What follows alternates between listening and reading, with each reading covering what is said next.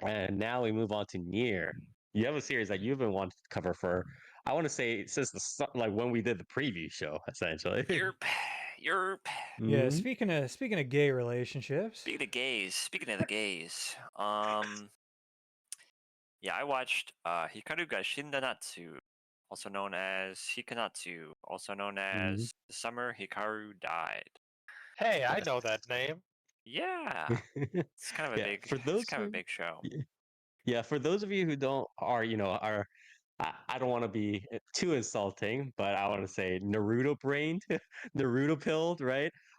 This was one of the It's most Jujutsu Kaisen popular. now, old man. Yeah, sorry, I apologize.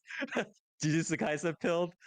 For those of you who are only sort of aware of that section of the anime universe, Hikanatsu, even during previews, was slated, I guess, to be one of the most popular shows of the season. Period. So, yeah, Yeah, but I yeah, think the only thing that would have made this bigger is if it was a Mappa show.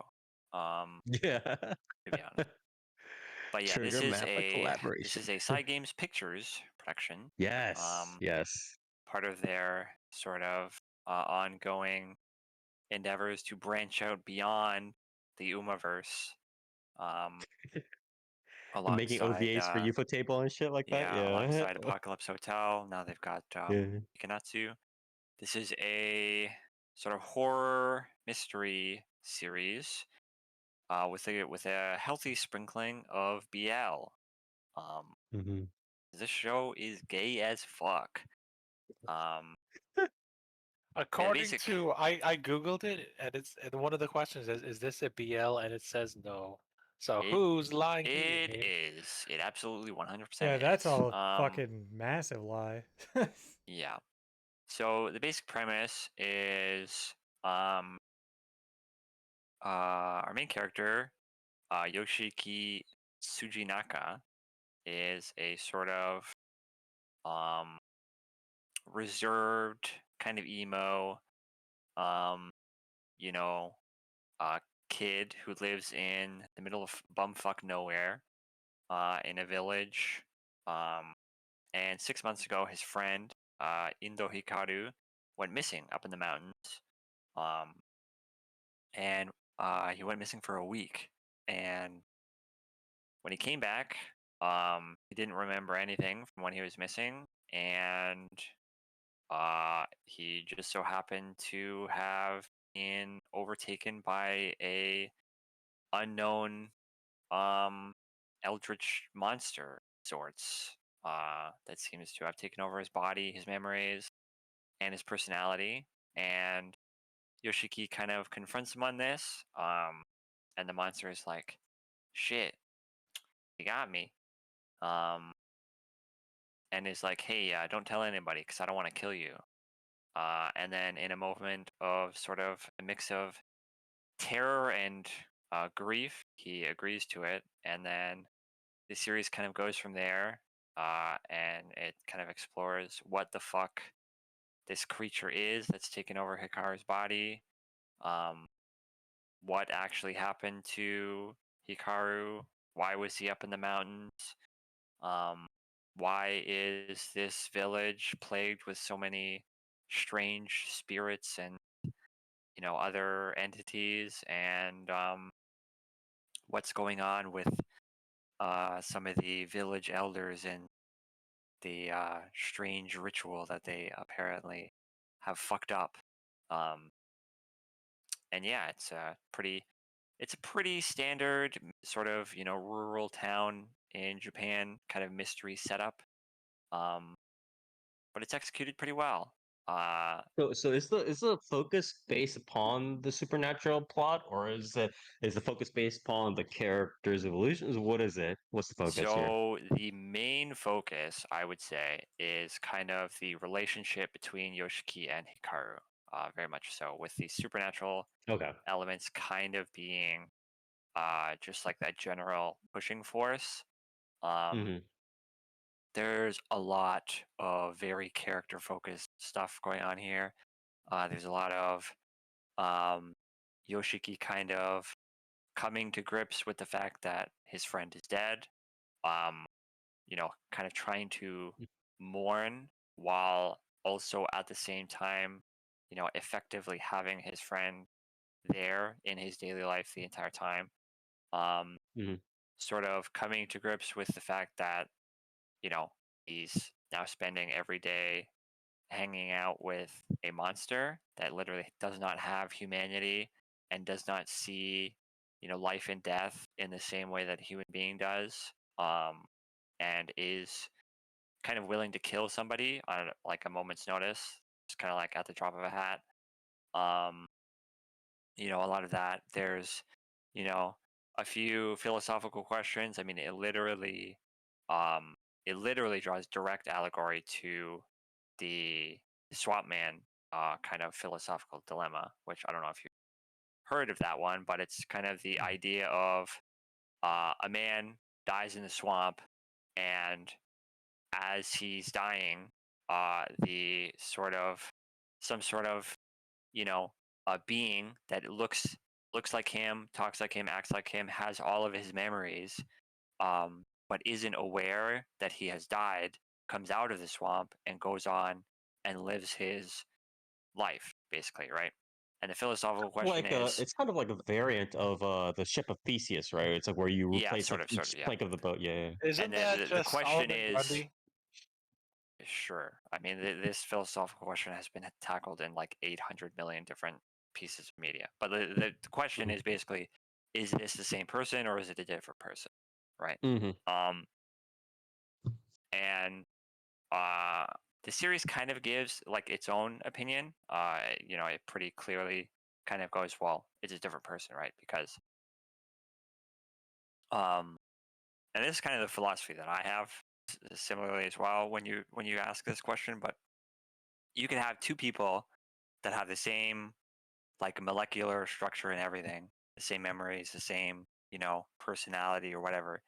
But as soon as one of these people experiences a different event, a different stimulus, a different whatever, they become different people, right?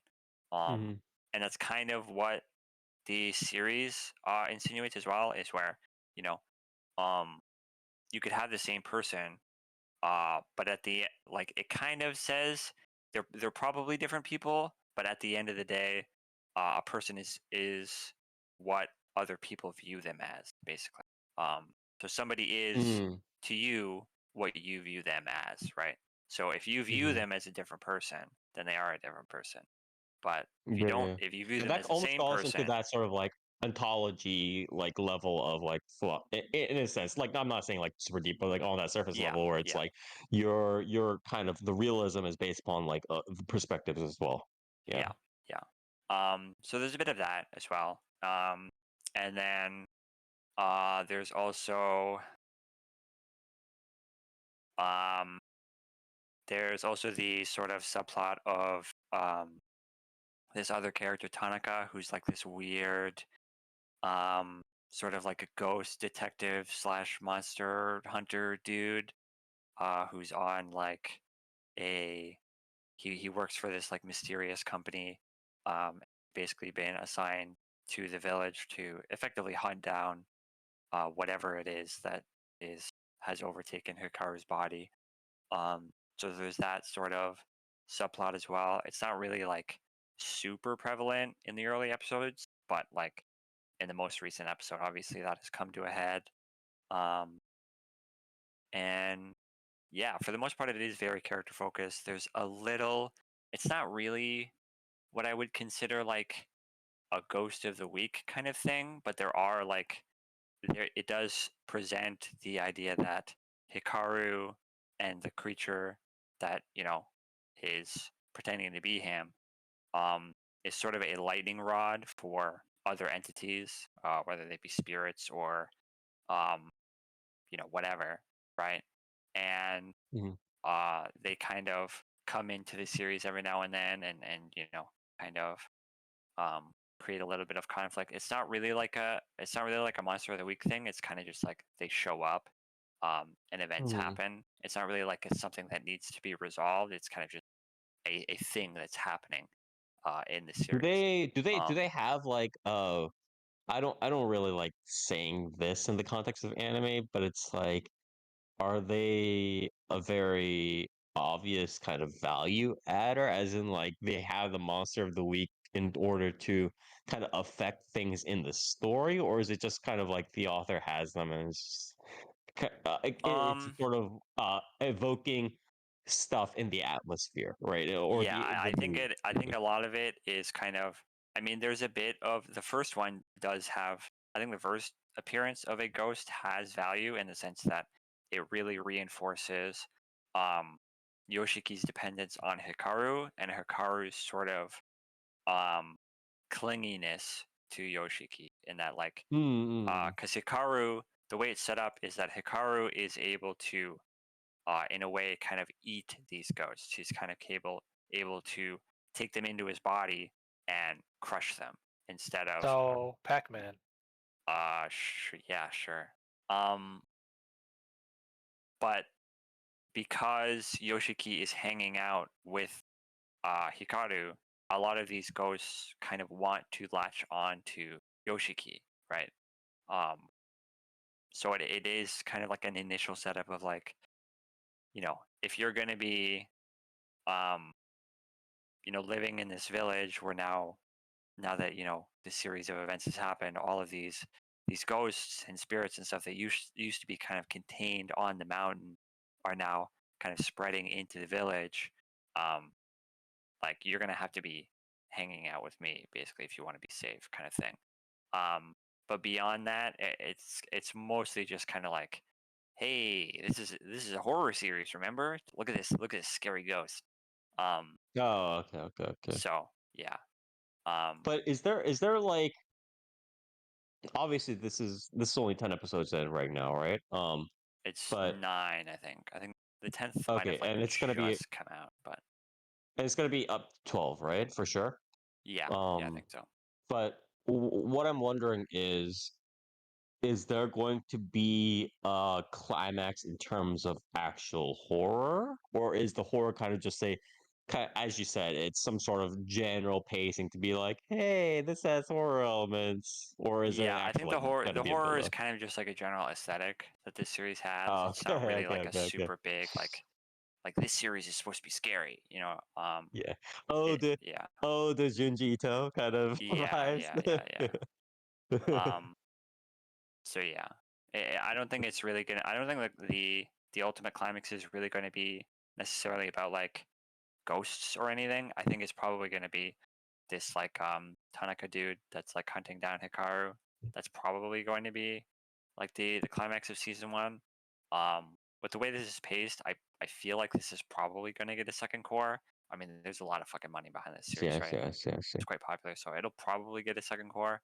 Um, but um, yeah, very character focused. It's not really like it's not really super about the ghosts and like taking down various spirits throughout the village or anything. It's very much kind of Yoshiki and Hikaru being pretty gay yes. to each other, and then kind of the sort of emotional struggles that it comes with, sort of uh, Yoshiki kind of letting go of both the memory of his friend who is dead, and kind of using those memories and clinging to those memories at the same time to kind of shape the creature that has become Hikaru and kind of make it into its own individual, right?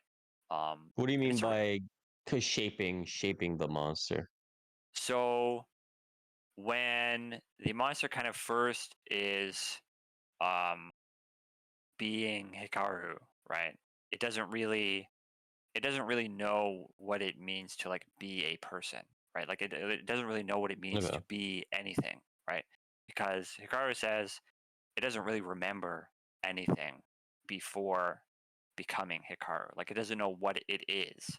And so Hmm.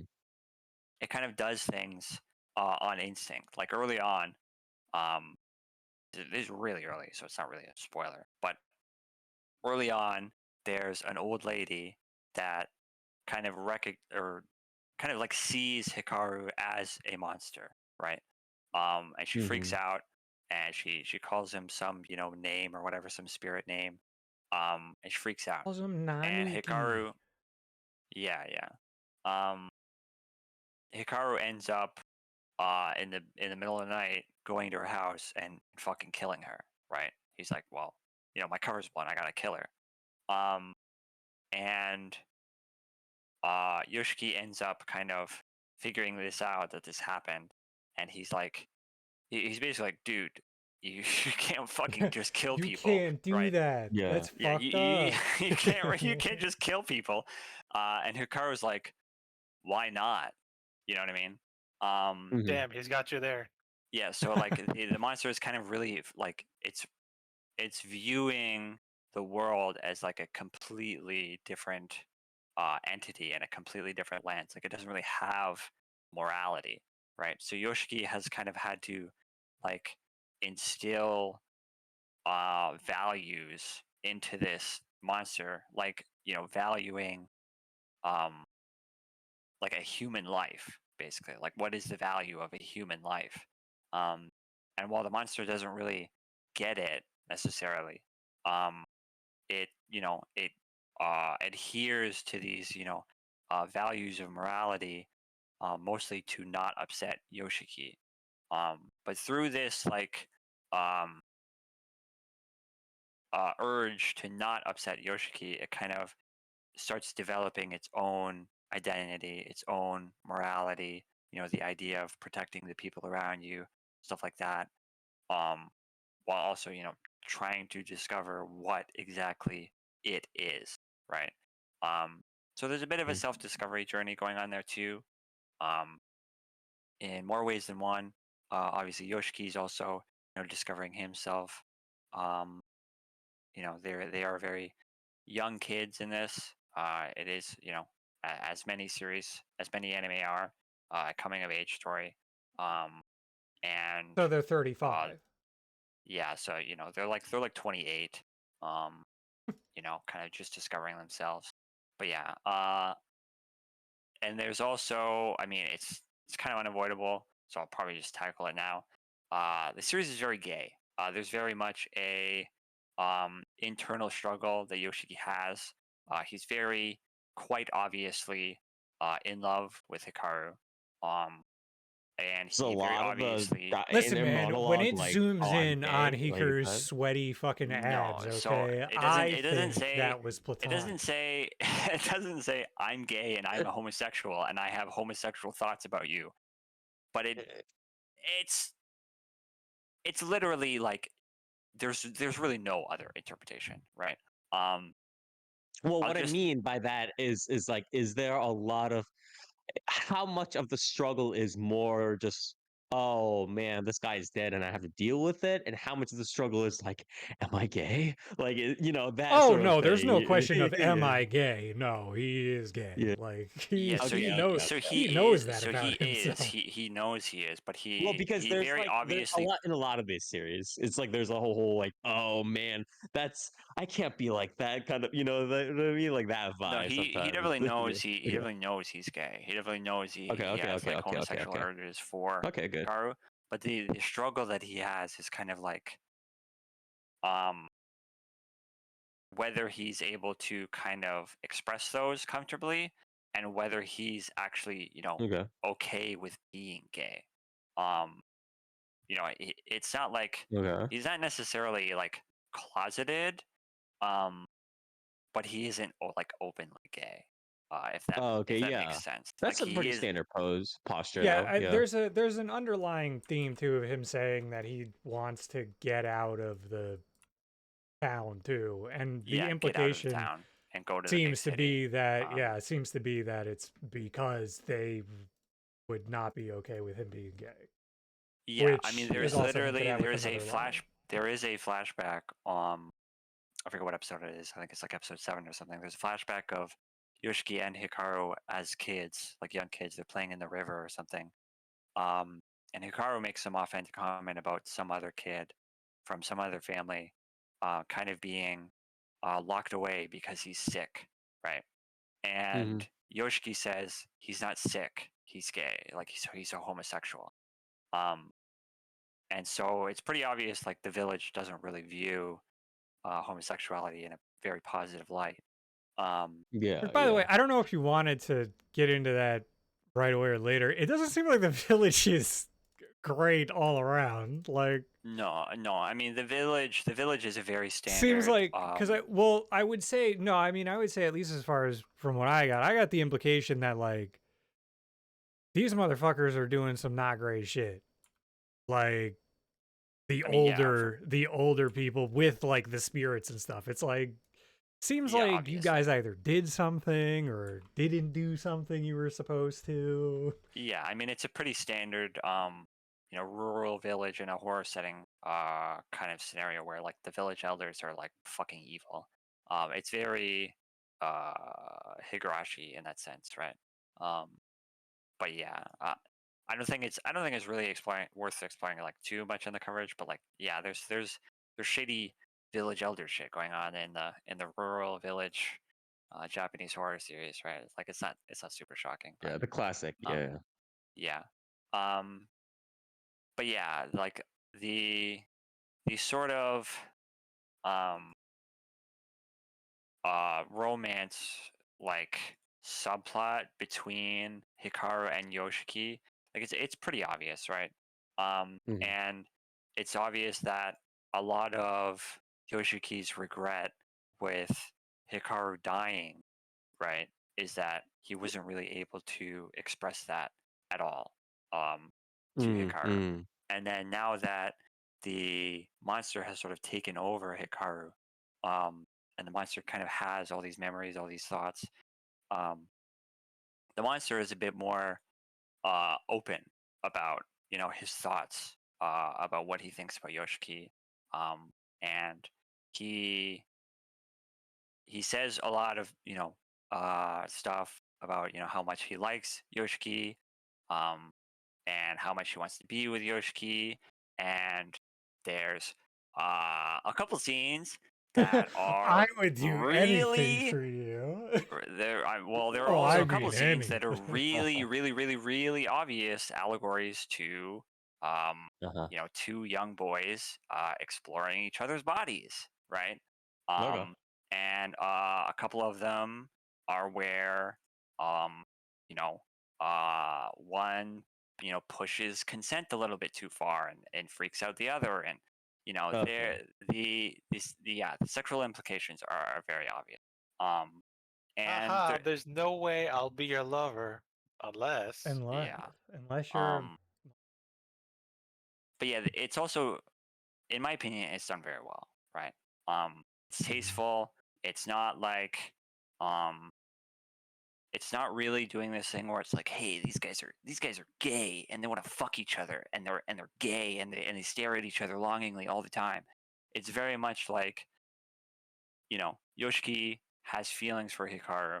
He doesn't know how to express that properly, because he obviously struggles with his own identity. Um, Hikaru very obviously has feelings for Yoshiki, and he's open about that, but he doesn't really know what or who he is, right? And so it's kind of them bumbling about this kind of question, that they haven't really been able to pose to each other about like what exactly they are to each other. And I don't think either of them really knows, like, um, super sure, uh, because like both of them view the problem differently, right? And Mhm. it's really interesting for sure. It's very well done, I think. But yeah, it is very gay. I've seen some people that have kind of gotten into this series and been like, "What the fuck? Nobody told me this was going to be gay." Wait a minute, you Oh, mean to come tell me on. the On. cover art with Yeah. the like Um. the hot guy with the one fang tooth? You Or telling me like this is a gay reading the series? premise? Yeah. Or like Yeah. reading the premise? I mean, it's pretty obvious, right? But I can understand why somebody who Yeah. was maybe just First of all, like, you see that maybe, ED, you should kind of know exactly what's yeah, going on here. yeah. But yeah, it's like somebody who has maybe just been like told like, hey, yeah, you should check this out. I could kind of understand them being like a little bit blindsided if like they hadn't been if they hadn't looked at anything. I feel like the only way, but- like, is if they've only seen the title and maybe the cover, like one of the covers or something like that, poster arts, and then just like decide to immediately just check it out. If they had read the premise or done anything, I think they would have been like, hey, Yeah. hey, this Dude, I seems thought this somewhat series gay. was gonna be about a guy who's like fucking trying to like figure Is out it the how to like monster? kill his monster friend for an entire summer. What the fuck? Yeah. He's trying to Yeah, fuck it's his a monster parasite, friend the but, whole like summer. the entire dude is a parasite. This is bullshit. Yeah.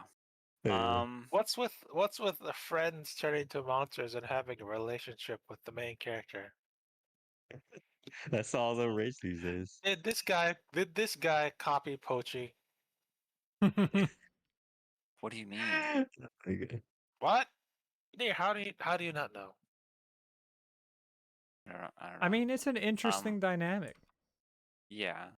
I will say, I know you Yeah. did bring it up, but it's like he could use own dynamic right now of like not knowing if it's his emotions or feelings as like the monster or if it's just what he got from Hikaru when he took over his like Yeah. memories Yeah, and that's stuff is another really that's interesting. another sort of interesting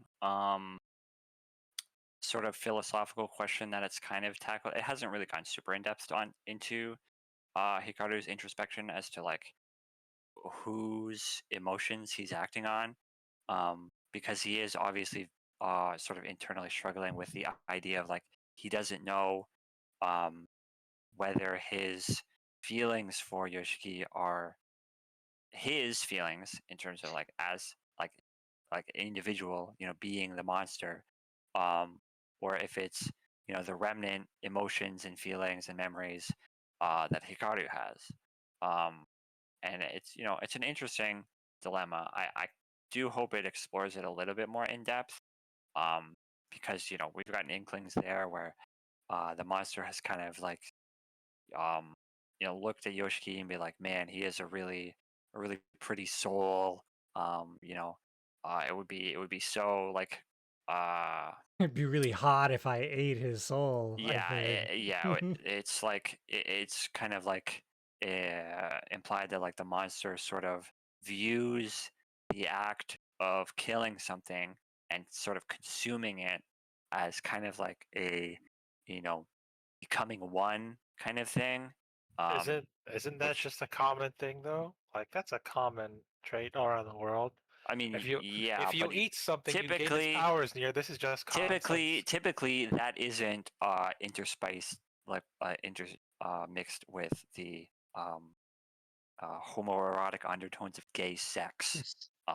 Near, So if you wanted to gain the powers of homoerotic gay sex, would you eat a gay? What they mean when they kept bringing up No. raw chicken? What do they mean by that? Yeah, so I mean, yeah, like that was. I mean, if you want to go further into that scene, we can. But yeah, like there's a scene, the scene I was talking about earlier, which was them sort of exploring each other's bodies. Right? Is it literally Hikaru opens his shirt up, and there's a big uh, hole in his chest, basically, right? And Hikaru's like, why don't you go inside me? um, which is a Nice. bit obvious, right? And so Yoshiki sticks his hand in there, and he says it's cold and it feels like raw raw marinated chicken, which is an How is it? interesting What? um, What the? which is an interesting descriptor. Know that texture yes. anywhere. Yeah. Um, This kind of sounds. and It kind of sounds like that one scene in or that main thing in Gleipnir. With like the doll and the dude and yeah. where it's like the girl's like, oh, reaching into the doll's like innards or whatever, but the doll is actually a dude or whatever it is. Yeah, It's this like, one's a yeah, lot that shit. more. This one's a lot more obviously sexual, I'd say. Yeah. Especially when Hikaru is like, you can go deeper if you Yeah, want. yeah, and then goes, damn, that feels and then good. he goes, yeah, and then Yoshika goes deeper. He sticks his hand up his like neck to the point where he starts like splitting his face like open. And Hikaru goes, damn, that feels good. It's like just moans. Yeah, he does. Oh, nice. So yeah, that's kind of what I'm talking about and how this series is. It's a little gay, it's a little bit gay. Nice. Um, Nice. but yeah, I do think it's done well.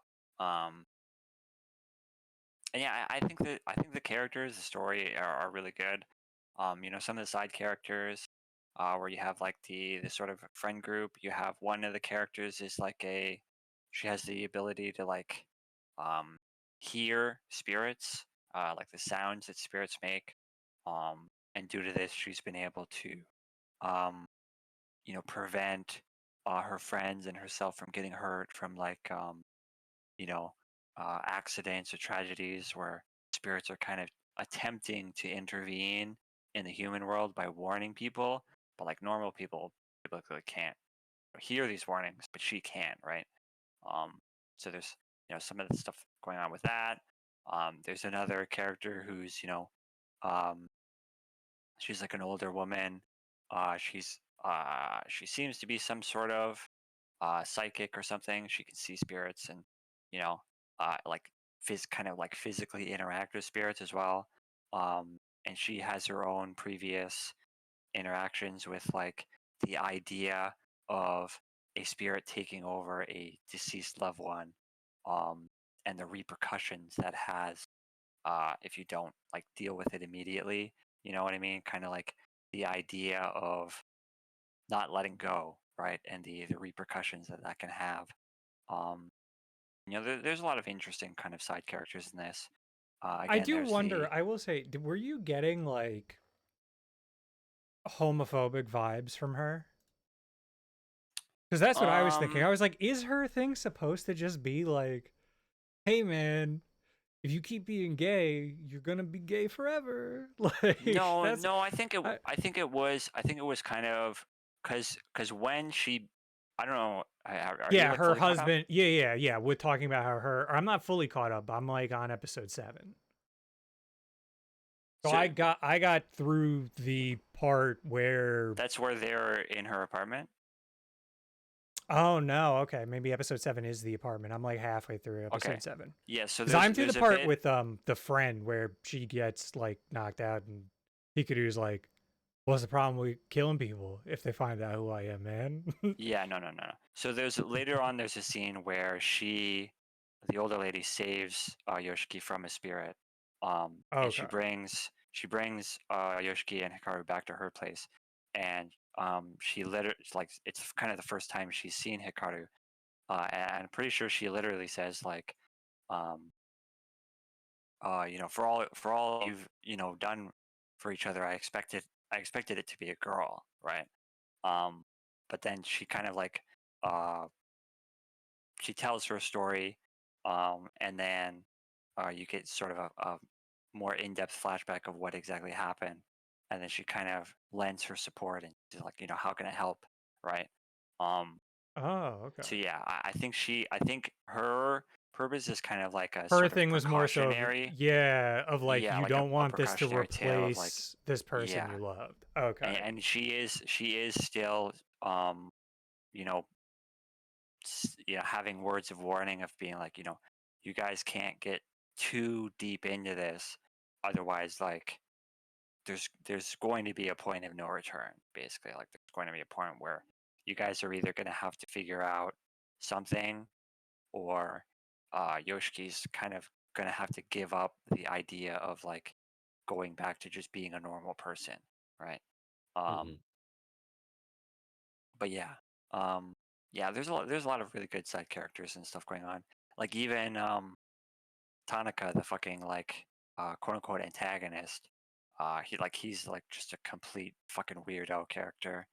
Um, he Tanaka himself kind of reminds me actually a lot of like kind of like some random character you'd see for like a couple chapters or two of like Chainsaw Man, where they're just like a complete Yeah. fucking they're just like a complete fucking freak, and they've got like this whole established backstory that you can kind of sort of infer, but they never actually tell you.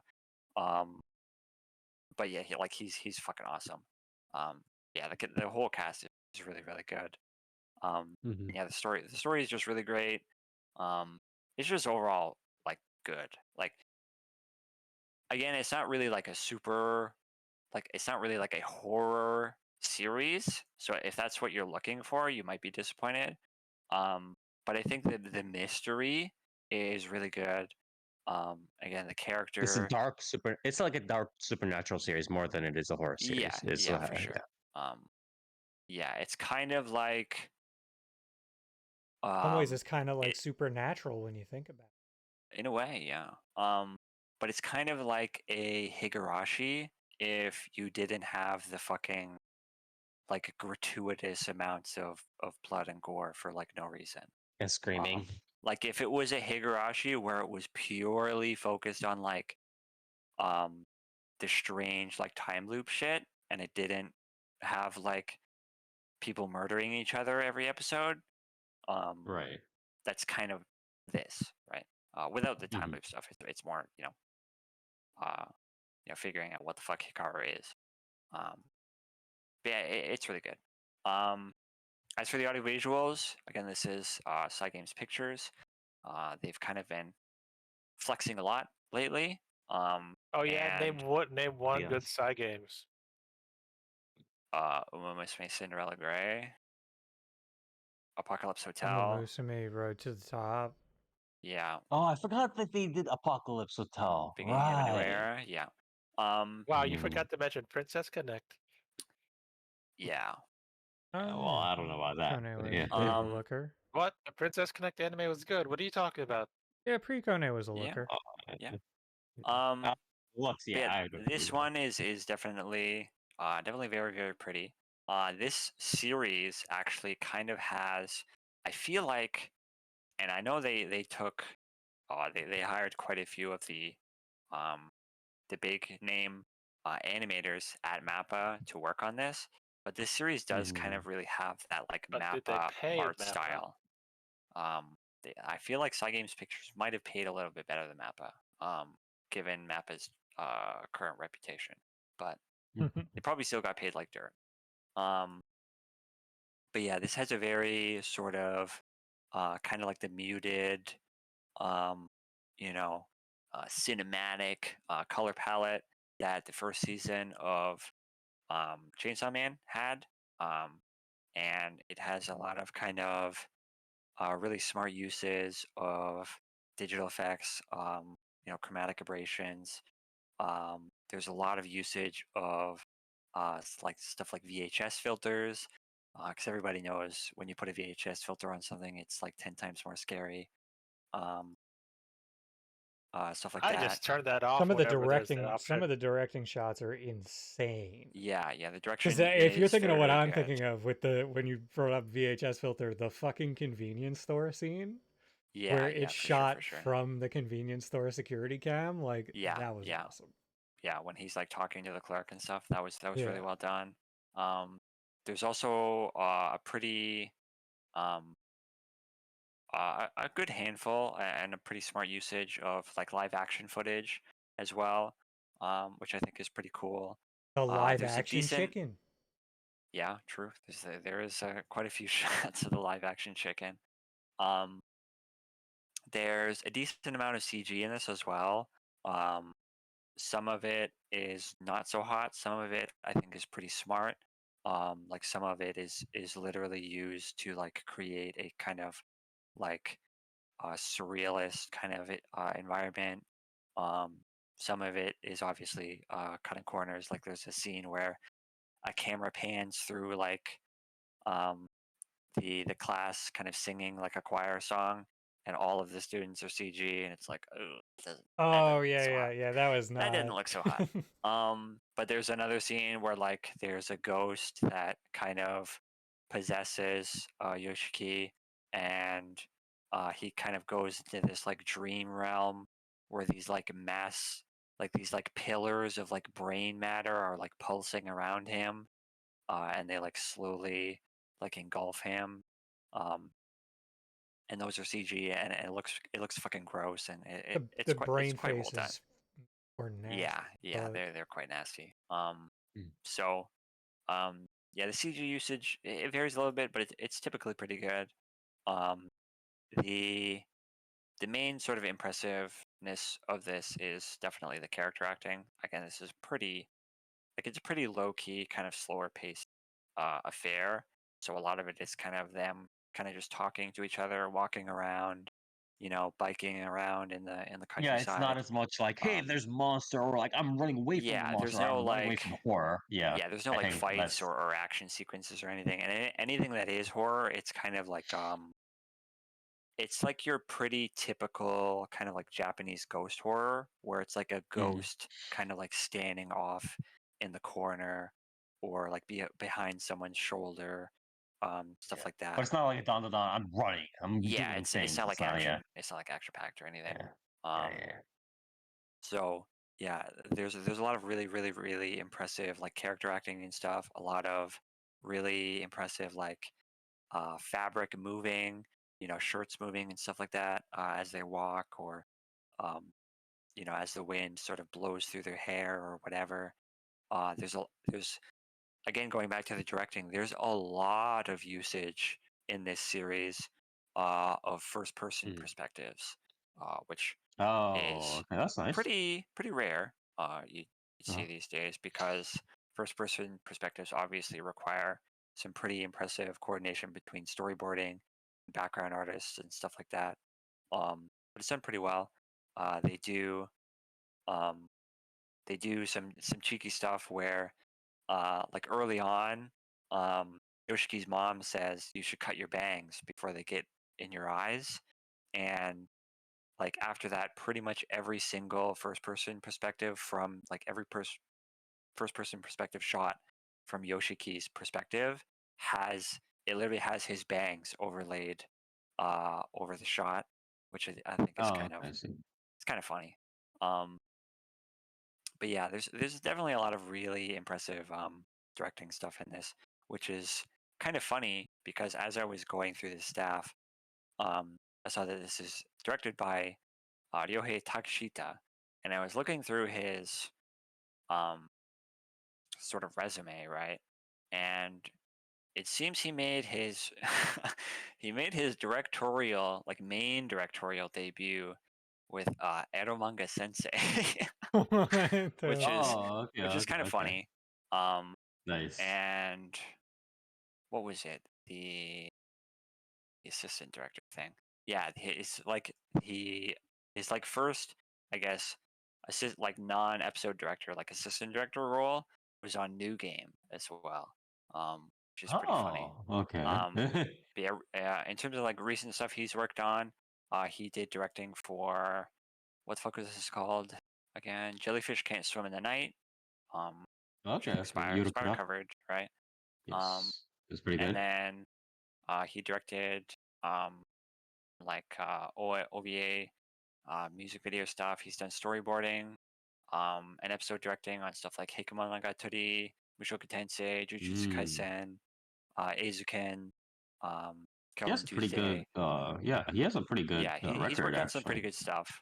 Um, he's been in the industry for a while, and it seems like if he's given a bit of freedom, it seems like he will try some interesting stuff, try to flex his chops. So pretty impressive showing.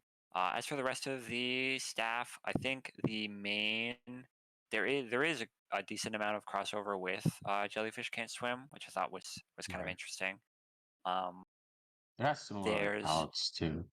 yeah, there's a decent amount of again, it seems like Side Games Pictures took quite a few people from Mappa, so there's a lot of people that have worked on stuff like Jujutsu Kaisen, stuff like that. Um, Mhm. and then what was the other one? There was another one that I saw, but I can't remember it now. But yeah. Oh, I think a decent amount of people that worked on Apocalypse Hotel are also working on this. So I don't Oh, know yeah. if I Okay, don't know if okay. Side Games the way Side Games Pictures might be structured is kind of like they have their core like Uma Musume team, and maybe they Mhm. have like this sort of other team that's more branching out into adapting other stuff that's not Yeah, Umamusume. it's kind of Um, like a back and forth because what'll happen probably is that they'll because in a sense the Uma Musume team right has that sort of expertise now with the Uma yeah, Musume franchise, but then they'll like need like you're not always going to necessarily get Uma Musume movies every other week to do right, or when they're doing Uma Musume work, other people might not be doing as much work, so there's like a shifting back and forth between the staff members. That's yeah, how that probably works in the studio. It's time for Cinderella Grey. That's coming out this fall. yeah. Or True. is it this year? I think it's this year. I think so. Yeah. Um, but yeah, the audio visuals are very impressive. The OP is Saikai by Vondi. Obviously, Vondi is very popular. Mm, yes, They make sir. bangers pretty much back to back to back. This one's no exception. It's pretty banging. I like the track. The visuals are pretty cool, pretty psychedelic. Um, a lot of a lot of bright colors, a lot of kaleidoscope kind of visuals. Some cool um, I guess foreshadowing. I guess would be the word for stuff that happens in Right. the series. Yeah, it's foreshadowing. Yeah, the ED is Anata wa Kaibutsu by Tubo, and I'm a pretty big fan of Tubo. This one's definitely a banger. It's probably one of the biggest bangers they put out in a while, I'd say. And the visuals for the ED are pretty unique. They are kind of like Yoshiki and Hikaru um, going on like a trip or something, but it's like overlaid over like live action footage. Like they're animated, but they're like overlaid over live action footage, which is pretty rare. It's not something you see super often. Um, like even outside of EDs stuff, like it's not really a technique that you see very often. I think off the top of my head, it's like Fully Cooley's done it, and like I think one of the rebuild movies for Evangelion has done it. I can't really think of any other examples. It looks nice. It's really cute. It's kind of gay, a little bit gay, um, Mm. but I like it a lot. It's definitely a banger. Um, and yeah, the audio visuals are pretty banging. The music is pretty good. Um, I don't think it's like super standout, but I think it sets the tone very well. You got the standard scary strings when it's scary, and sort of the typical kind of soft pianos when it's not. Um, Nothing to write home about really, but it does its job quite well. Um, and yeah, other than that, I think it's kind of worth noting that a lot of the voice cast is not really like big names, I'd say. Um, Yeah, it's younger, or so not younger. There are some veterans, but also there are a lot of younger folks in there too, for yeah, sure. yeah, A lot and more they younger. they do a really good job. Mm. Hikaru is Shuichiro Umeda, who I think recently he's Koichi from the recent My Hero Academia Vigilante Yeah. thing. Um, He's sort of like the one of the more like I don't want to say modern generation necessarily, but one of the more recent kind of like protagonist voices that a lot of sound directors go for, a lot of directors go yeah, for. yeah, When I say protagonist voices, I mean it's people like Kaji Yuki, I mean people like Yoshitsugu Matsuoka, right? It's people like that where they do all the yeah, MC roles. yeah. And I think his Last year he had a really busy summer season where he was the main in Senpai wa Otonoko, Mhm. Shoshimin series, and Makaine all in the same Yeah. season. He So can also do like younger voices pretty well as if I yeah, remember correctly too. So yeah. yeah. And then for Yoshiki, who's the other main character, we have Chiaki Kobayashi, who recently is Stark, obviously from Freeren. Um, he was what's this guy? Mash, John Mash from Mashley. Um, Mhm. and yeah, Gabi Maru from Chikokuraku. Near who would win in a fight, Stark or Mashley? Probably Stark. He one-shot a Oh. dragon, bro. Okay, sure. Yeah. But can he fly by kicking the air really quickly? If he tried, probably. Like unironically. But yeah, I think the most interesting sort of role that I saw for Kobayashi, which I think he's pulling a lot of for this role, is he was Asukaze from Sunny Boy, which was main character, which was a very similar kind of character, very gloomy, kind of emo, kind of doesn't show his emotions very well, kind of character. And yeah, some of the side characters we have Yumiri Hanamori, Wakayama Shion, who's a bit of a bigger name, right? Especially recently. Chikiryo Kobayashi, who I think is a bigger name as well. And then Wakana Kawaka, who does a good job. She's the older lady I was talking about earlier. And a handful of other people as well for some of the sub characters. Yeah, the voice acting is very, very good, especially Jackie Kobayashi as Yoshiki. I think there's like literally the first scene in episode 1 where like he's kind of confronting Hikaru as like being a monster. He conveys like there's like so much emotion that he's able to convey just with him like breathing, like the rate at which he's breathing is it's really impressive. But yeah, the voice acting cast is doing a stellar job here for sure. Yeah. But yeah. Yeah, other than that, I don't think I have too much else to say. I don't know, Dark, did you have anything else to bring up? 'Cause- Not really. No. Series is really good. Well, actually, yeah. I mean specifically too? I think another highlight? I was away for a second, but the actual like animation and effect for Hikaru's like monster form, whatever, like the goo effect is really, yes, really good. yes, Yeah. yes, yes. So Like that's that, and another the thing way they worth. wrap fluids around characters like that, like fluid, like Yeah, this weird so like viscousness of it is really so cool. the monster that Hikaru is kind of like this weird, like goo monster. And typically what you kind of animate for something like that is kind of just like a singular colored, kind of like amorphous blob kind of thing. But the way they animated it is kind of like this kind of kaleidoscope, sort of multi-layered. It's almost like a mushroom, kind of like a moving mushroom.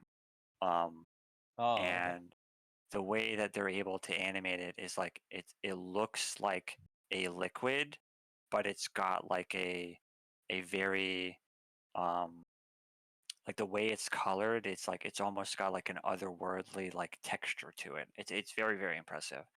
And depending on kind of the coloring of the scene, like the color tone of the scene, they'll shift the colors of the like being to kind of pop more, right? So if it's like a cool toned scene, it'll have a lot more reds in it, stuff like that. But if it's a warm toned scene, it'll have a lot more blues and greens and stuff.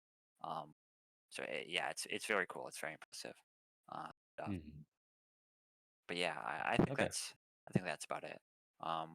Overall, I think I'd give this a 9, maybe a 9.5. Oh, nice, It's nice. really, really good. I think it's probably for me so Contender? far probably strongest contender for anime of the year so far. Oh, nice, I'll nice, have to go nice, back nice. and look at some other stuff, obviously, but yeah, I think this is really, really strong contender for anime of the year for sure.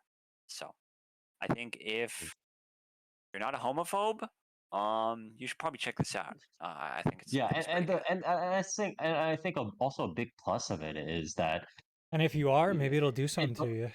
Maybe it'll teach Yeah. you a little yeah. something about yourself. Maybe if you are homophobe, it'll be even scarier. Okay. So I think also yeah, I think also one of the main benefits.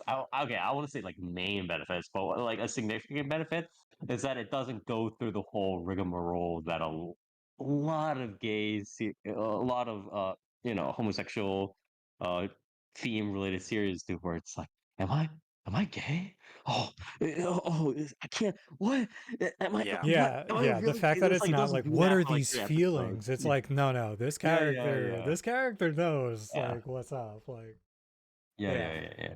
So I think that's a good thing. If you're a But okay, Shuichiro Meta enjoyer, yeah.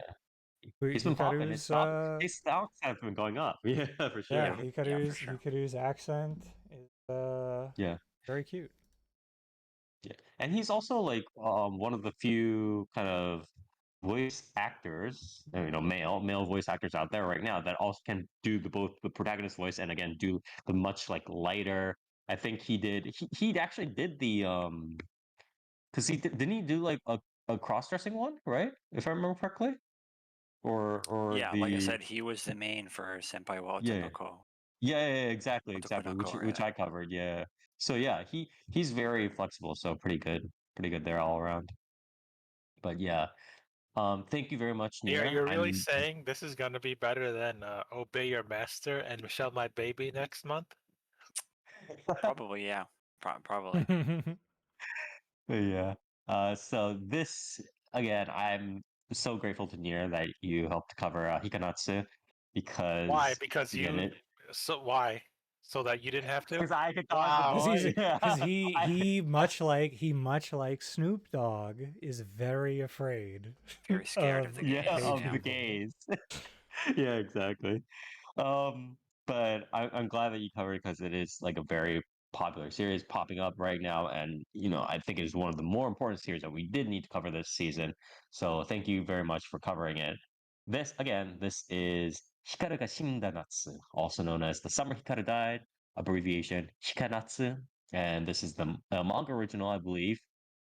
Um, Became an anime adaptation with Cygames. Cygames Pictures has been on a roll recently. Again, it is unbelievable how far they have come, but they're just kicking it off again with a HikaNatsu. They got Hopefully, that they can money.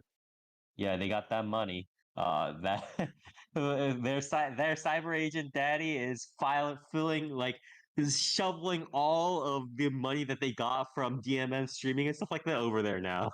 Yeah. But yeah, they got that money and they're putting it to good use. So hopefully we will see even more hits in the future.